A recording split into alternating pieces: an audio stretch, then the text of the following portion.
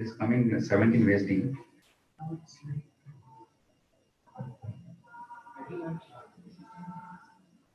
Should we start?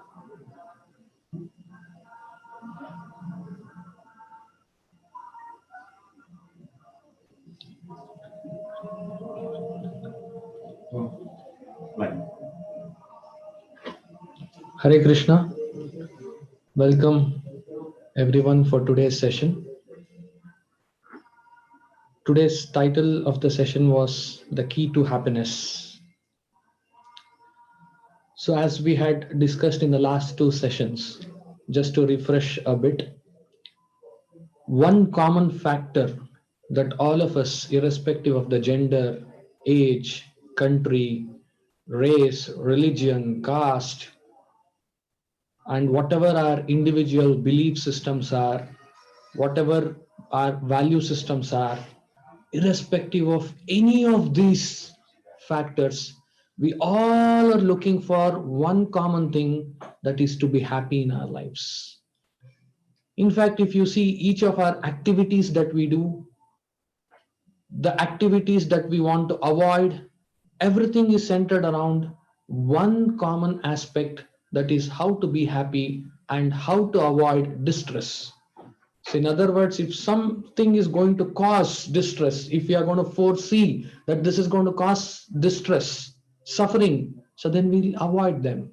And if we are sure that something is going to get us happiness, then we are going to do that. So this is an undisputable, undebatable subject line. It's not at all subjective, it's an objective reality that all of us and in this world are looking for how to be happy. So today's session we shall discuss a few things about the instructions and the guidelines given in scriptures like Bhagavad-Gita about what is the key to happiness. Before we discuss this subject, there are some fundamentals that have to be established. So just like in any understanding science experiment or mathematical derivation, so there are some understanding basic fundamental principles they are called. So one of the fundamental principles that we need to understand before we understand or try to know what is the key to happiness is that there are two separate types of entities. One, the Vibhu, and the second, the Anu, the God and the living entity, Paramatma and Atma, or God and Jiva, living entities. So now, when we say that we are not these bodies, we are souls, we are spirits, so like we had some discussion in the last two sessions about how to understand that we are something beyond this body. So there was one interesting experiment done by a scientist about a few decades ago, wherein he wanted to understand what are the constituents of this body.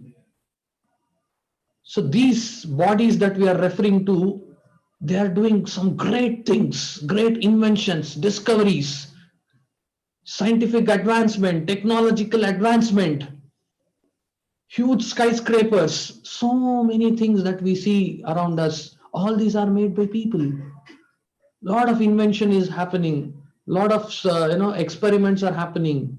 So similarly, he did one experiment to understand what are the essential constituents of this body. And he interestingly found that all that is going to make up this body is nothing but a few set of chemicals. And when he further did analysis, he found that this body that we are referring to has little bit of enough, so much of lime that it can make about 5 cakes of soap. And these bodies have enough iron so as to make 6 small nails. And it also has enough phosphorus so as to make about 20 matchboxes. And it also has enough sugar so as to make 10 cups of coffee or tea, whatever you like, and little bit of calcium, little bit of sulfur, and traces of all these elements. And more interestingly, when the scientist combined these elements, the grammage, the weight of these elements in our body, vis-a-vis the cost of these elements, another startling fact that was discovered is all these elements via the grammage and the cost of these things was amounting to $5. In other words, the question that we need to ask ourselves is, are we worth $5 or something more? Because if you analyze the elements of this body, chemicals, it's just $5. And the experiment proves it very clearly. So are we something more than that? The answer is yes. We are something more than that. And that is where Krishna explains to Arjuna in the Bhagavad-Gita. When Arjuna was confused about his duties, whether to fight or not, on the other side of the battle, he's seeing his own relatives, brothers, friends, grandfather, teacher, and he was confused about his disposition of the duty, whether should he fight the battle for dharma or not. So that's the time Krishna transports Arjuna to another level, because Arjuna was arguing on moral, ethical, and kind of religious principles. But then Krishna said, you have to consider yet another dimension for this whole understanding. And that's where he brings up this concept of who you are, who are we. That's the time he says that you are nothing but you are my part and parcel. So now, even before we understand the concept of the soul body, I would like to share one interesting story about perceptions. We all know how perceptions play a very great role in our day-to-day lives. There are so many books, articles written about the power of perceptions. So similarly, now the happiness that we want to have in our day-to-day lives, day-to-day dealings, it also largely depends on perceptions. So this story is about an old woman who was very popularly known in the whole village as Crying Lady. She was known as the Crying Lady because she used to weep day in and day out, from morning to evening, from dusk to dawn. She was continuously weeping and sobbing. And therefore, she earned this title, the Crying Lady. And why was she weeping? Because she had two daughters. And the elder daughter was married to an umbrella seller. And the younger daughter, she was married to a potter. So any day, be it a sunny day or a rainy day, she was continuously sobbing. That's because whenever there was bright sun out in the sky, she used to think of her elder daughter and feel sorry for her elder daughter, that how poor her life should be today. She is not able to sell her umbrellas. So her life must be miserable. So therefore, she was thinking of her and crying. Now, when there was heavy rain, heavy downpour, then she used to think of her younger daughter and think, alas, my younger daughter's life is at risk, because today her husband cannot be selling pots, cannot be making pots because of the rain. And therefore, irrespective of whether the day was sunny or rainy, she was continuously weeping. So one day there was a monk who visited that village, and because this lady was always weeping, one of the villagers suggested, why don't you go and see that monk? He might help you come out of this problem. So a bit reluctant she was, but then she went and met the monk and she explained her problem, that how every day she has something or the other and she's going on weeping. And the monk said the solution is very simple. He said, all that you have to do is change your perception, change your paradigm. In other words, on those days where the sun was bright up in the sky, instead of thinking of the elder daughter unable to selling umbrellas, why don't you think of your younger daughter who is able to make good amount of pots? Her husband is able to bake lots of pots. And on the days when it is raining, why don't you think, instead of thinking of your younger daughter not able to make the pots, why don't you think about the elder daughter who is able to sell lots of umbrellas?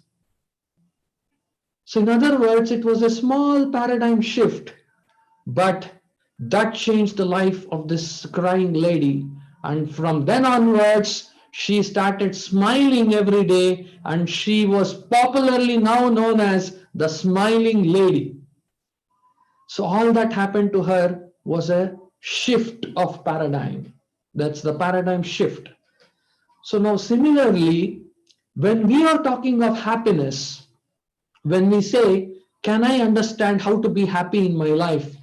Where do I get the key to happiness?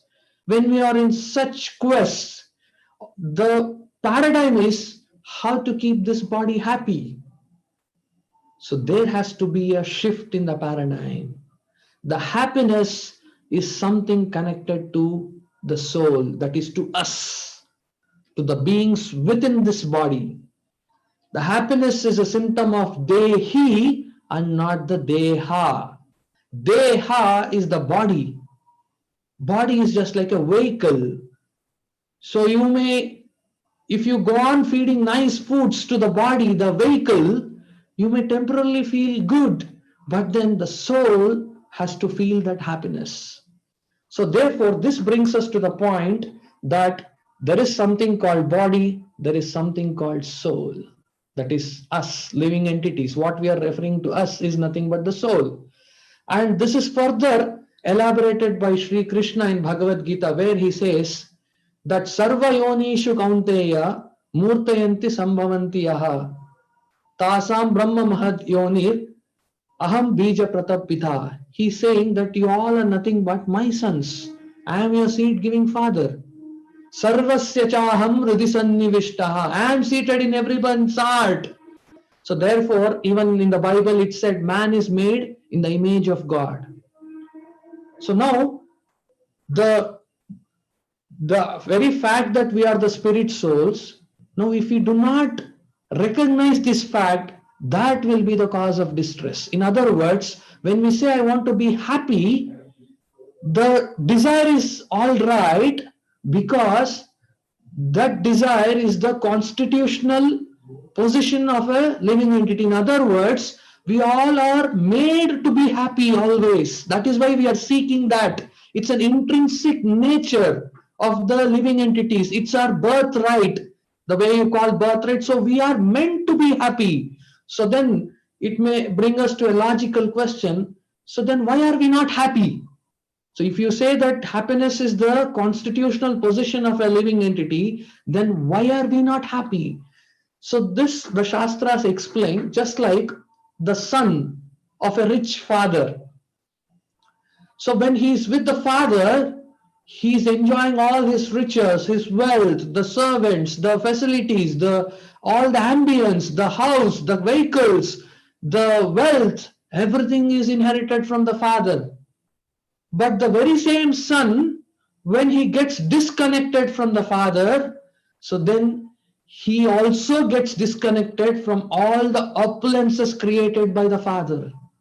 In the same way, the Shastras explain that when the living entities are disconnected from God, the very intrinsic nature of all of us being happy is also being compromised. Another two examples that Shastras give is just like a powerhouse. When the electric utility or the equipment is connected to the powerhouse, you can draw power. But the moment you are disconnected, that power, electric power also stops flowing through that. And yet another example that Shastras give is a train. Just like you see in a train, there are many bogies. Bogie 1, bogie 2, bogie 3, bogie 4 and so on. Now if you ask or analyze that when the train is moving, what is the cause of bogie 5 moving? That's because it is connected to the bogie 4. And the cause of bogie 4 moving is because of being connected to bogie 3. So if you go on analyzing like that, you will be coming to a point where there is engine. So all the bogies, irrespective of how many they all are because they are connected to the engine, they are able to move towards the destination.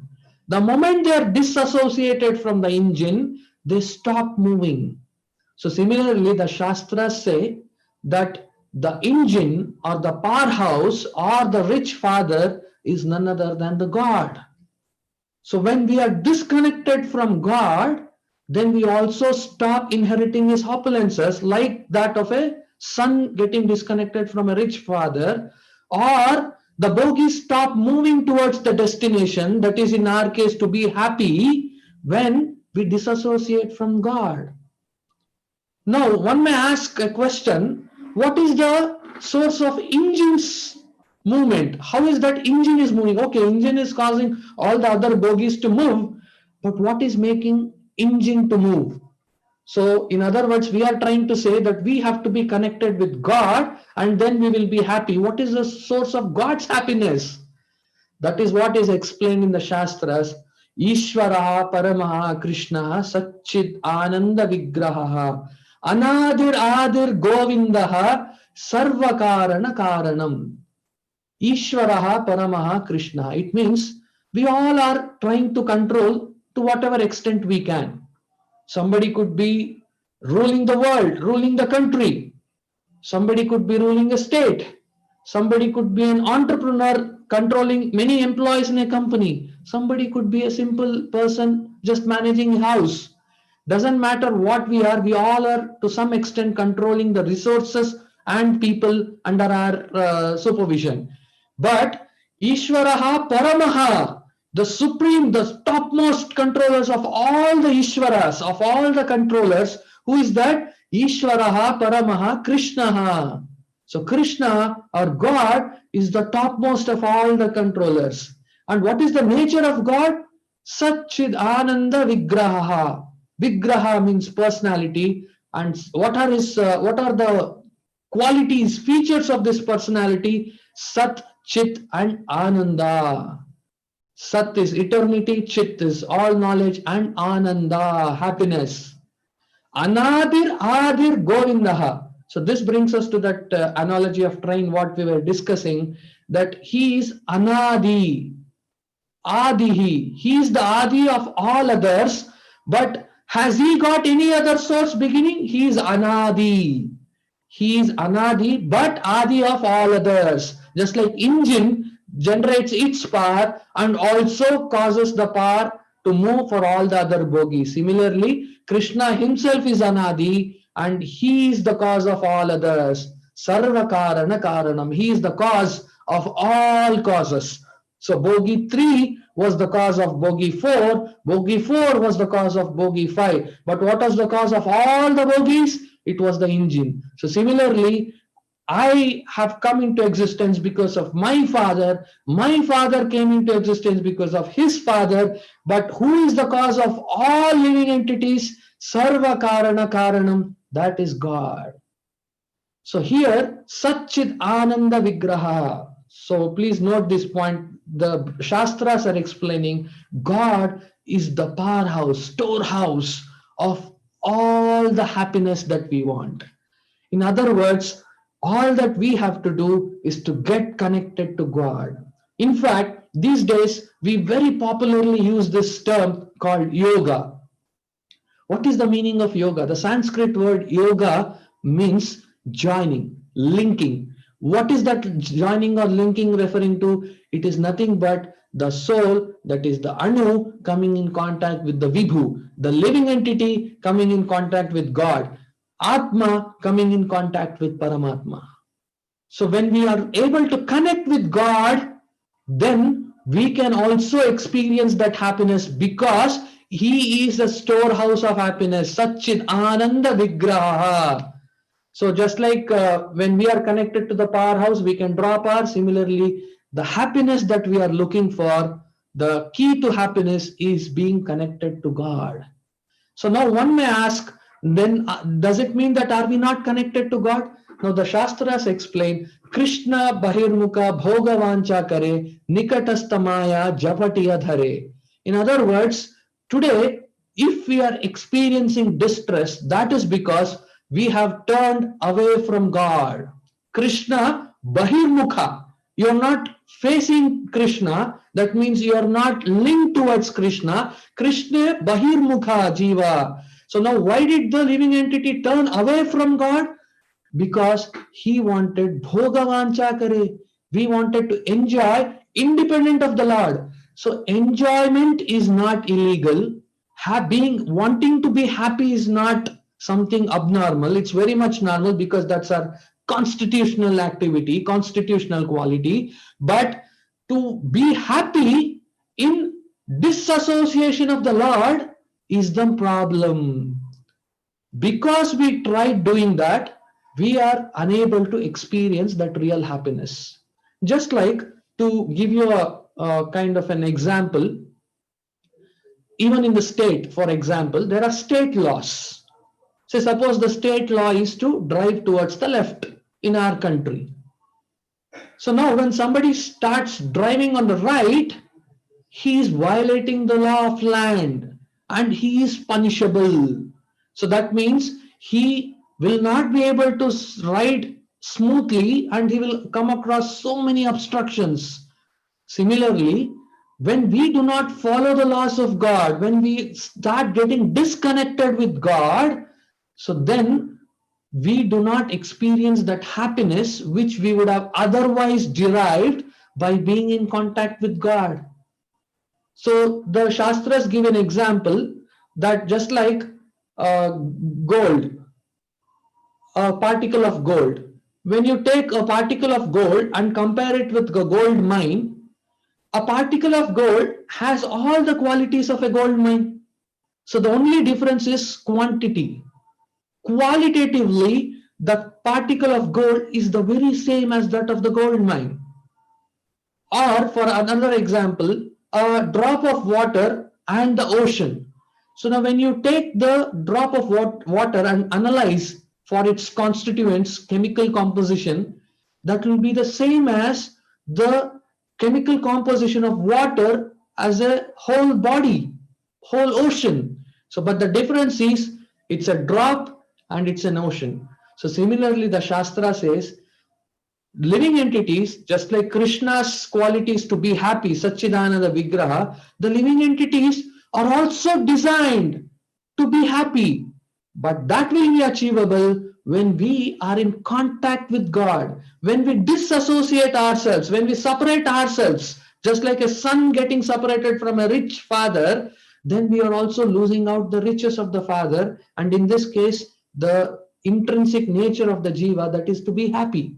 So it is, so now that's why many people ask us this question, why is there so much distress in this world? If this was meant to be God's creation, then why is it that, we don't have the peace of mind, the happiness? So the Shastras give an example to answer this question, just like there is enough profuse sunlight available all around, but we can choose to stay indoors. We may choose not to come out and get exposed to sun and complain that why is there not enough light in the house? That's because you have chosen not to go out. There is enough availability of sunlight, but we have chosen to stay indoors. And therefore, we are not able to experience light. So similarly, the happiness and the distress that we are talking about, it was a choice.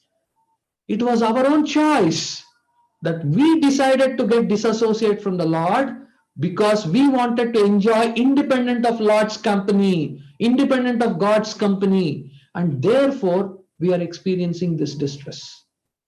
So now, what do we do? So Swamiji, now you are saying all these things, but then that's all happened. Now I want to be happy. How can I be happy and avoid distress?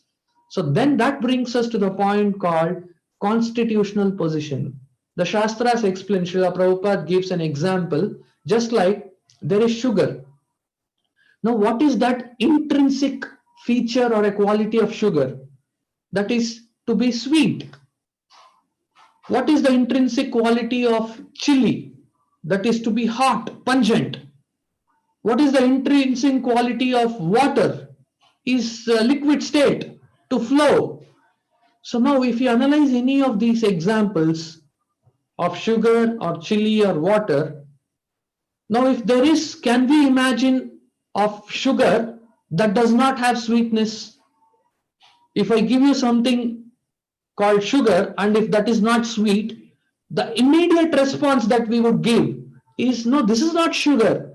It looks like sugar, but not sugar. Why? Because it's not sweet.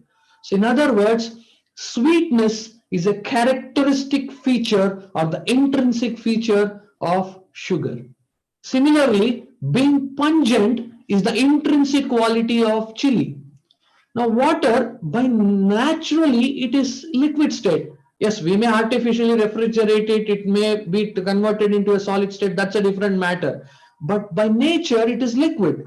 So now if the water is not flowing, that's not called water anymore, it's called ice cubes. So similarly, there is something called intrinsic nature of a living entity, all of us. And that intrinsic nature, the Shastra says, is to be in contact with the Lord, is to serve the Lord. In fact, Srila Prabhupada very interestingly gives one analogy that how service is very much part of all of us. We could be serving the nation, we could be serving our state, we could be serving a particular community, we could be serving just our family. But service to something outside us is very natural for all of us. And the Shastras say that is nothing but coming from the source nature, that is of Jiva's servitude nature to God. So if that's our intrinsic nature, and the very fact that we are moving away from the intrinsic nature is what is causing this mismatch. That is where we are unable to experience that real happiness that we always want to. So in other words, getting connected to God is the key to happiness. Now the next question can be, what is the meaning to get connected? What is the meaning to serve God? Now service to God, the Shastras explain that it could be done in various ways. So there are two different explanations meaning the same. It says either by Tanu, Mana or Dhana, or Prane, Artha, Diya, Vacha. So Prane is by life or time, by this body. Artha is by contributions. Is Diya is by intelligence, understanding the Shastras, reading the books, explaining this message to others. Vacha is again spreading the message of God. So any of these ways, when we get connected to God, chanting the names of God, doing the arati at home, so visiting the places of pilgrimage, so anything honoring prasadam that is offered to the Lord, so anything that is bringing in touch with God, that is nothing but getting connected. That is nothing but serving God. Now, when we start serving God, we will start unleashing that storehouse of happiness because we are getting connected. So there was once a person who approached Lord Buddha and he asked, I want happiness. And then Buddha said, first remove I, because that you're referring that I to nothing but your body. So that's an misconstrued identity. And you remove want because that's a nature of greed or a desire. So desiring is not bad, but wanting to have that, controlling that is not good. And then if you remove these two, you are left with happiness naturally. So similarly here, I wanted to highlight that point where Buddha said, remove that I. Because when we say my body, we are referring to the whole understanding that I am this. So that misconstrued identity is what is causing all this problem. So if we are able to understand this philosophy, this knowledge given in the Bhagavad-Gita, where Krishna is explaining to Arjuna that you are not this body, you are something beyond that. So, and then we act on this knowledge. See, one in English also there is something called knowledge and wisdom. So similarly in Sanskrit there is something called jnana and vijnana. Jnana is the knowledge, that information that you come across. Yes, there is Bhagavad Gita's great storehouse of knowledge, but then we also have to implement the principles of Gita. So that's Vigyan. So to act, to understand that we are something beyond this body and to act on this platform is called Vigyan, or practical implementation of this philosophy. So when we start coming in contact with God, either by chanting or reading scriptures or talking to devotees, visiting the temples, taking part in the puja, honoring prasadam, any of these elements, then because we are getting connected to our rich Father, we will also start experiencing the happiness that He is a storehouse of happiness naturally. So, and also sometimes people ask us this question, no, you said all these things, but then what is the, how do I understand that I'm getting happy, I'm being happy? See, some things in life we'll have to start experiencing than trying to understanding intellectually. That does not mean that you just be a no-brainer and then follow whatever is told. No, not like that. So but then we will have to have some amount of faith and start experiencing it. Say for example, Srila Prabhupada gives an analogy that say suppose you visit a doctor and he gives you a prescription that for this particular disease of yours you take 1, 2, 3, 4. Now a person need not necessarily understand why medicine 1, why medicine 2, why medicine 3, why medicine 4. And further, he also need not understand how this medicine is going to act and how is it going to relieve him from the distress that he is currently experiencing. So if he has gone to the right doctor and has faith in the prescription and follows the prescription, then definitely he will be out of that disease. So similarly, when the recommended scriptures are not man-made, so it is apaurusheya. It is not something which is created by human beings. Now, when there is a storehouse of knowledge like this given by God, why don't we take advantage of that? Just like when you go and buy an equipment or an instrument or a device, there is also something known as manual. So similarly, this Bhagavad Gita is nothing but manual given by God how to lead a happy life.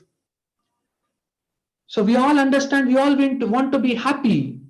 So, but this is the manual that we are supposed to use and apply in our day-to-day lives to get the best use of this equipment that is nothing but the body. Now, another way of figuring out how to use that equipment is without reading the manual. Yes, you can, but then you may or you may not. There is a risk of failure. There is a risk of wrongly meddling up, messing up with the equipment, and the equipment can be gone for good. So whereas when you have a manual, follow the systematic procedures of the manual, we get the optimum utility of that device. Similarly, for this life, the Shastras, the Bhagavad Gita, is the manual given by God. There is one interesting story with which I would like to conclude today's session. There was once a young boy who was always called by his grandpa to come and sit close to him while the grandfather recited Bhagavad Gita. So this young boy sat for a few days. He was feeling sleepy and he couldn't understand much, and most of those words was kind of a jargon, and he really could not figure out the meanings behind those words or the verses. So one fine day, so the grandson musters some courage to ask his grandpa this question. Grandpa, why are you making me sit and hear this recitation of Gita when you are aware that most of these things cannot be understood by me? When you know of this reality, why do you want me to sit here and hear your recitation? So then grandpa replied, I will answer your question, but before then, can you just run quickly to the puja room, and there you will see a coal basket, a basket filled with coal. Just empty out the coal and run to the nearby pond of water, and then fill some water in that basket, and please get me fast. So then the grandson was kind of startled, because I asked some very serious question, that why do you want me to hear Bhagavad Gita, and then you are asking me to go and do some other activity. So then finally somehow the grandson agreed, and he took the coal basket, emptied the coal, and rushed to the nearby pond, and he dipped that coal basket in the waters and started walking swiftly towards the home. But then by the time he reached home, because there were a lot of pores, holes in that basket, most of the water was drained out, and there was practically none left in the basket. So then the grandson expressed his dismay to the grandfather that there is no water left in this thing. So, but why did you ask me to do this? So then grandpa said, I will tell you, why don't you go one more time and try to return little faster. So this time he followed that, but the result was the very same. So, but then the grandpa again insisted, why don't you run as fast as you could this time? And the grandson, he was not able to figure out what was going on with his grandpa, and he this time made his best. He ran as fast as he could and returned, but then not a single drop of water was left behind in the basket, and the result was the same. So then, now completely exhausted, the grandson asked the grandfather, when you know that this is not going to work out, why are you asking me to be engaged in this wasteful exercise?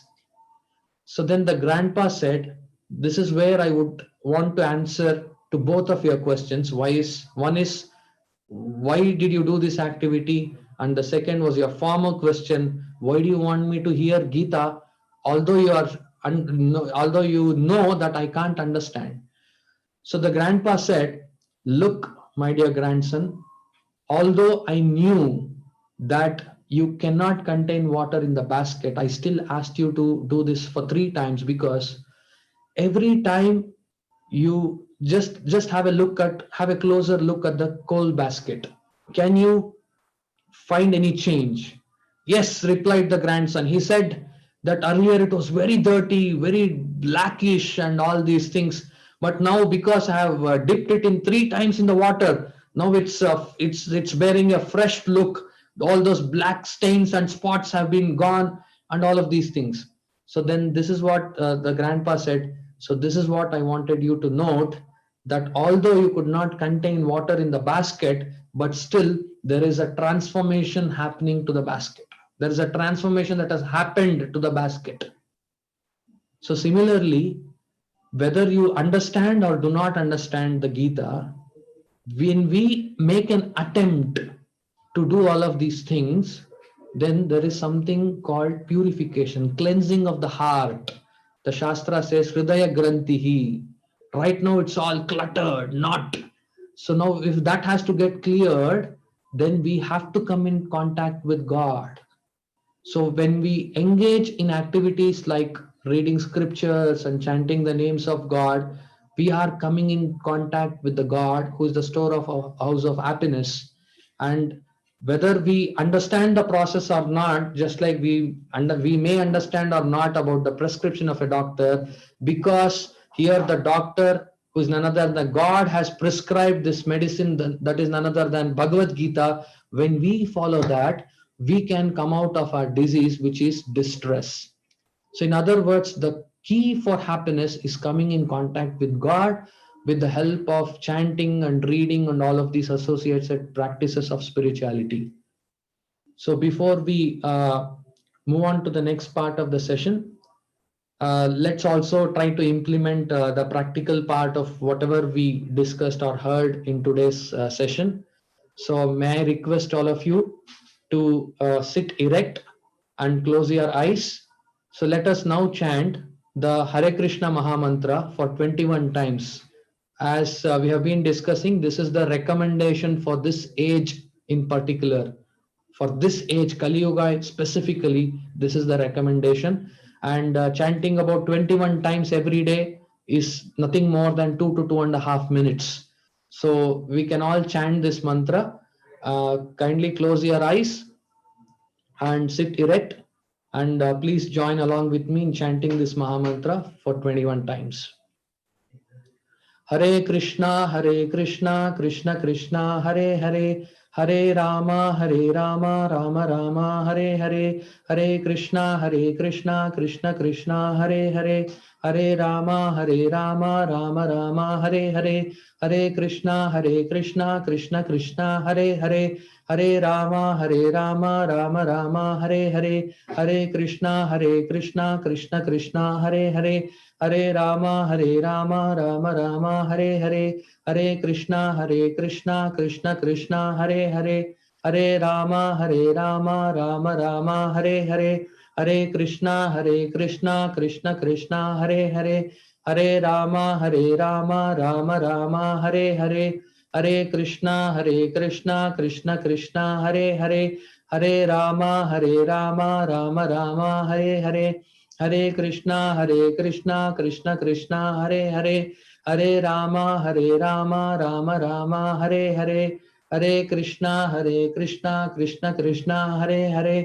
Hare Rama, Rama Rama, Hare Hare, Hare Krishna, Krishna Krishna, Hare Hare, Hare Rama, Rama Rama, Hare Hare, Hare Krishna, Krishna Krishna, Hare Hare, Hare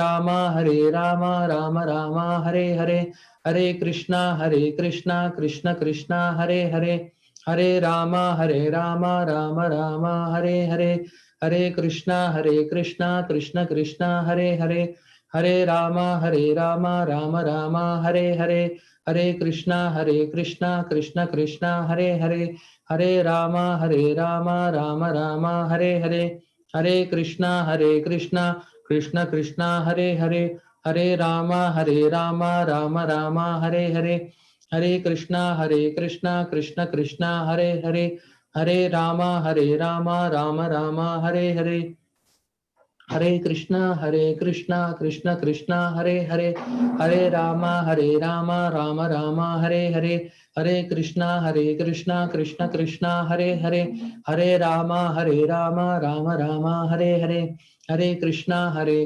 Krishna Krishna, Hare Hare, Hare Rama, Rama Rama, Hare Hare, Hare Krishna, Krishna Krishna, Hare Hare, Hare Rama, Rama Rama, Hare Hare, Hare Krishna, Krishna Krishna, Hare Hare, Hare Rama, Rama Rama, Hare Hare. So I request all of you to please chant at least 21 times every day. It just takes 2.5 minutes, but that's the most powerful way of getting connected to God in this age specifically. And we will start slowly experiencing this happiness for sure, because this is the promise made by God. So it cannot be proven to be false. So that is the assurance given by the God. So let's all implement. It's just 2.5 minutes. Definitely we will start experiencing that new bliss that we are looking for. And before we move on to the questions and answer session, I would like to announce once again about the upcoming festival, that is Sri Krishna Janmashtami. So in fact, these festivals are a wonderful opportunity to stay connected with God. So in line with our discussion today, so it's an amazing, absolute, it's an awesome opportunity to get connected with the God in terms of remembering God, thinking of his activities, thinking of his pastimes. So this is a nice opportunity to celebrate the appearance of the Lord. So he, in fact, he is known as the unborn. So we are celebrating this event because the unborn is born. He is coming down as an avatara, the descent of the Lord, incarnation of the Lord for the sake of his devotees. So it's an very nice opportunity for us to stay connected with God. And because of the current COVID situation, ISKCON Bangalore temple remains closed, continues to remain closed for the visitors. But yet, we will not miss out on the opportunity to remember about God. Rather, it is spread multifold. It is increased multifold this year because we have planned hosts of spiritual activities for all of you to get connected. It is coming under the banner called Swagatam Krishna. As you are seeing it on the screen, we are starting the event at 6:30 a.m. on both the days, that is on 11th and 12th. So where there will be a Nauka Vihar. So there is a boat ride for the Lord. So in the temple pond, we have a Kalyani. So the Lord will be taken on a boat ride. And after that, at 7:45, there'll be a grand Abhishekam to the Lord with the Panchamrita, Panchagavya, sanctified waters from different parts of the country. And all that will happen to the Lord at 7:45 a.m. And at 9:15, we have one interaction with one Honorable Justice.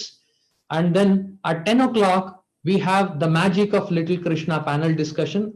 I hope some of you or your kids would have seen this popular serial produced by ISKCON, the Little Krishna. So the making of Little Krishna, what it was, how we conceived of this project, all of that will be shared with all of you.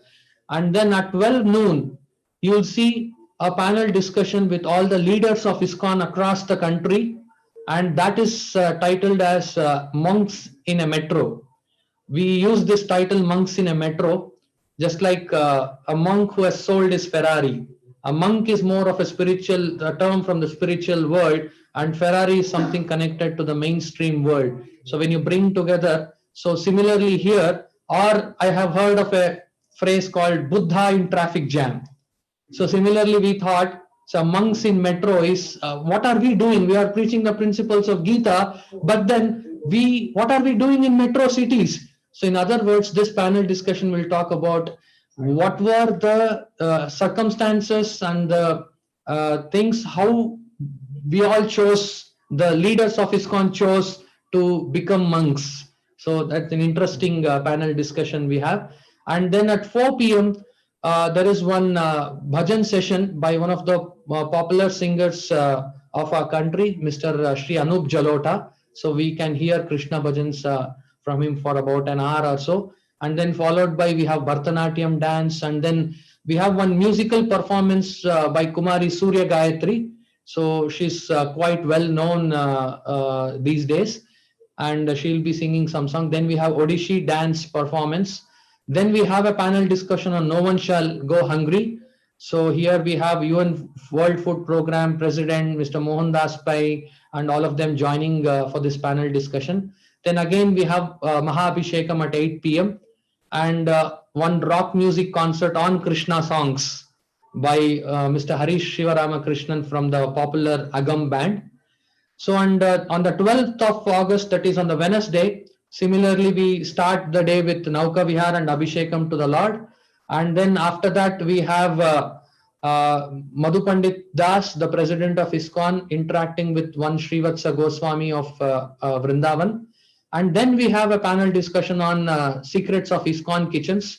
You will get to know more about that. And here we have a lot of popular panelists like Sanjeev Kapoor, Rajita Divekar, and all of them.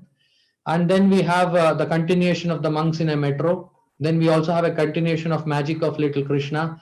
And then at 4 p.m., we bring to you one unique program called God's Own Children, wherein the popular cine star, Mr. Yash, so he has interacted with one orphanage where ISKCON chose this orphanage. We chose to celebrate Janmashtami a little different in this way because we felt orphans' lives also matter. So just like the children in our homes get to celebrate a festival, be festive, and all those things, so we wanted the children also to feel that they are also very much the part of the society. They should also have that festive mood. So ISKCON arranged from its things to go and deliver a lot of needs of that one particular orphanage, and we presented some sweets, savories, gifts, and other needs of an orphanage. And then we also requested Mr. Yash to come and interact with the children. So this will be happening around 4 p.m. You can watch that live on 12th, and followed by we have many more dance performances. And then we have granddaughters of MS Subbulakshmi giving a Carnatic music concert. And then at 7 p.m. we have one interesting panel discussion which is titled Inspiring Journey and Message of ISKCON Bangalore. So here we have former ISRO chairman Dr. Kasturi Rangan. Then we have Hema Malini, Anupam Kher, and many others. And then we have a conversation Mr. Amish Tripathi. So, and then we have one Bhajan Sandhya by Miss Anuradha Podwal, very popular. She's known as the Bhakti Queen. And then we have address by our president Madhu Pandit Dasa. And then we have the grand Abhishekam concluding part at 10 p.m. on 12th. So I request all of you to join us in this digital celebrations and get connected to Krishna. It's a very wonderful way of being in touch with Krishna. And also request you all to spread this message amongst your friends and relatives to watch all of these celebrations live with the comfort of your homes. Thank you very much. We'll now take a few questions if there are any. And the link for this schedule, whatever you just saw, has been posted below in the chat section. So any of you willing to get a closer look at that and follow a few things, you could please refer to that link, click on that link, and that's where you will get this schedule. So one question from Mr. Sai Kumar. Does happiness really lie within us? Then why do we go external? Kindly explain. So the answer is yes, the happiness definitely lies within us, because when we are in illusion about the body, we are going external because we are not knowing that we are something different from this body. Just like when a person is haunted, his way of working, thinking, desires, everything will be different from a normal man. So similarly, from the eyes of the Shastras, the normal thing is to understand that I am something different from this body. But now, because we are in this illusion, misconception that I am this body, I am this vehicle, so then that is the reason which is making us go external. So in other words, we are trying to experience happiness that is in contact with these 5 physical senses. So that is what is not making us happy. So now the another question that you should ask to ourselves is, okay, now by going happy, are we succeeding in this attempt? Now that's where we all are in pursuit of spirituality, because we are not happy in this way, because that's not the definition of the Creator. So the happiness definitely, it's a constitutional, just like we discussed about sweetness being the intrinsic quality of sugar. Similarly, happiness is the intrinsic quality of the soul, that is us. But because we are now disconnected from the Lord, we are not able to experience that. So that cause of disassociation is ourselves. We decided to move away. We thought we can experience. The son thought that by staying away from the father, maybe I can, try to be more happy. But then that's not the reality. So the another question by Mr. Pichaya, he is asking, a person who is struggling for his survival, how will he find happiness? The answer is, again, as we discussed in today's session, we have to get connected to the rich father. We have to get connected to the powerhouse. We have to get connected to our real father, who is the storehouse of happiness.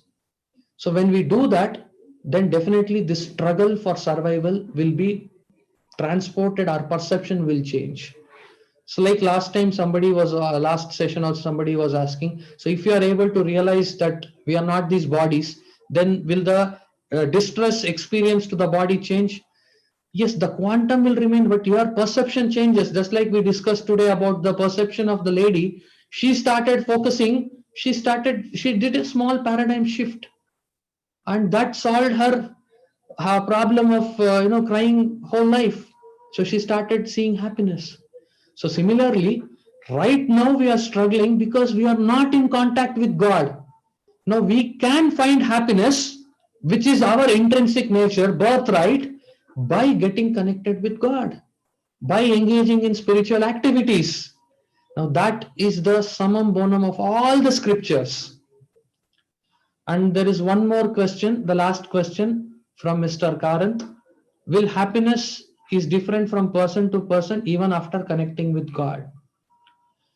Yeah, so when we talk about connecting with God, it is not a black and white principle. It is not a binary logic. The binary logic is either 0 or 1. So here, the concept of getting connected with God is not a binary logic.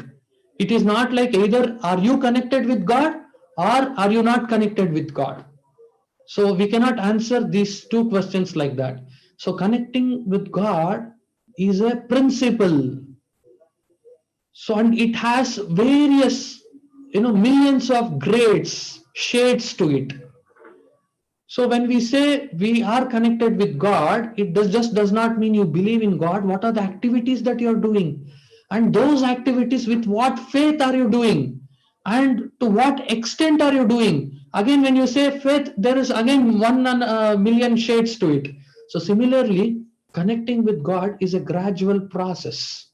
It is not that today, it is not like our mobile phones getting connected with the power, this thing. Okay, you connect, you are connected, otherwise you remove, it's disconnected. So now, of course, we use that example to say that we have to stay in connected with God, but that is a very gradual principle. That's a principle which will take a lot of time.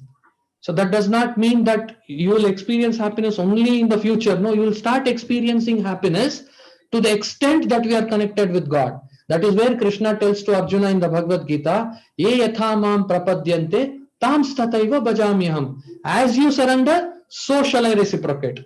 So that means as much as we are connected with God, to that extent we will start feeling happiness. So it is not that we are or we are not connected. So there are different grades of connection, to what extent we can stay connected with the God.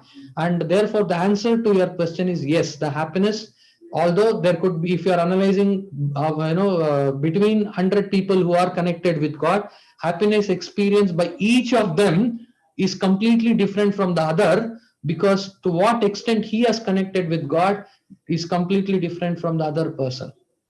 So with these few thoughts, I would like to thank all of you for your patient hearing, and request once again to be a part of our Sri Krishna Janmashtami celebrations on 11th and 12th August. Thank you. Hare Krishna.